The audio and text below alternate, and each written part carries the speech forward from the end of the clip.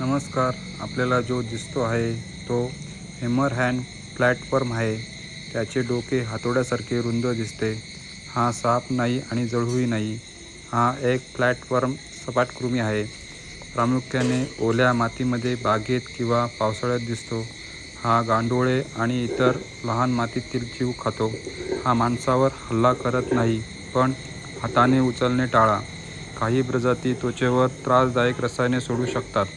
त्यांचे तुकडे केले तर काही प्रजाती पुन्हा वाढू शकतात. त्यामुळे तुकडे करून मारण्याची पद्धत टाळावी. जर तो घरात आढळला तर हातमोजे वापरून किंवा कागद फावड्याने उचला. थेट हात लावू नका. नंतर हात स्वच्छ धुवा. साधारण तो 10 ते 12 सेमी लांब होतो.